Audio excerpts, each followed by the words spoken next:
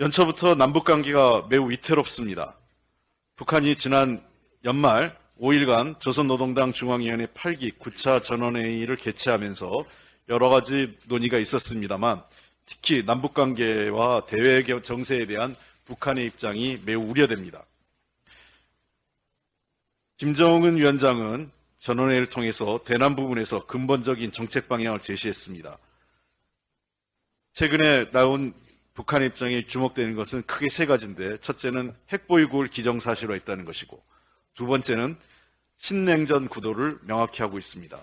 세 번째는 남북관계를 기존에 통일을 지향하는 관계가 아니라 적대적인 관계, 그리고 두 개의 조선이 아니라 이제는 하나의 그 조선이 아니라 두 개의 국가 관계로 언급하기 시작했다는 점에서 중대한 변화를 예고하고 있습니다.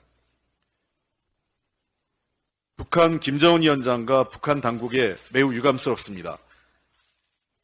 남북관계가 한국전쟁 이후 계속 적대관계를 유지했지만 평화와 통일을 지향하는 데 있어서는 남북의 지도자 모두가 고민했었습니다. 대한민국의 박정희 대통령, 전두환 대통령, 노태우 대통령, 김영삼, 김대중, 그리고 이명박, 박근혜, 문재인, 노무현 대통령을 모두 거치는 정부에서도 역대 모든 정부가 하나같이 남북관계의 평화와 통일을 위해서 고민해 왔습니다. 북한 역시 마찬가지입니다. 적대관계 속에서도 통일에 대한 노력을 놓지는 않았습니다.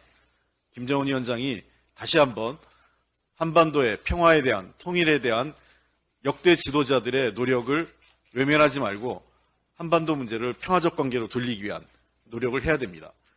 그리고 지난 2000년 남북 정상회담 이후 북한의 한반도의 비핵화를 위한 노력을 외면해서도 안 됩니다. 북한의 핵보유를 우리 정부는 또 더불어민주당은 용납할 수 없습니다. 우리는 반드시 한반도의 비핵화를 통한 항구적인 평화체제가 우리 당이 추구하는 기본 노선입니다. 이러한 노력을 거듭 촉구하면서 북한 당국도 다시 한번 이러한 노력에 동참할 것을 촉구합니다. 정부에도 요구합니다. 한미일 삼각구도로 북한을 압박함으로 인해서 도리어 북중로 새로운 신냉전 구도를 우리 스스로가 자초하는 건 아닌지 묻고 싶습니다. 대결과 힘에 의한 압박보다는 때로는 대화와 평화적 환경을 만드는 데 노력해야 됩니다. 남북관계가 적대관계로 가고 있습니다. 이제는 대한민국이 적대관계로 하고 군사적 충돌이 발생했을 때 누구보다 불행한 것은 대한민국 이 땅에 살고 있는 우리 국민들입니다.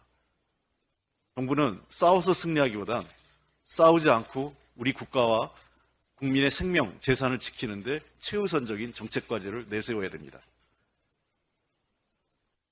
정부가 다시 한번 대북 정책을 포함한 안보 정책에 있어서 야당과의 진지한 대화를 요청드립니다.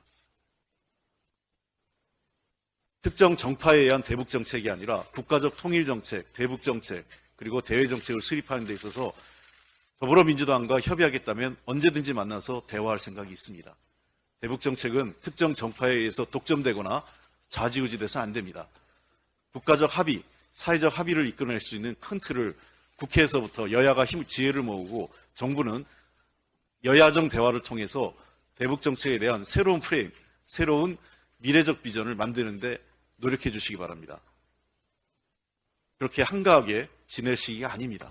한반도의 평화 그리고 국민의 안전을 지키는데 정부는 최선의 노력을 다하겠습니다. 민주당은 열려있는 자세로 정부와 대화하겠습니다.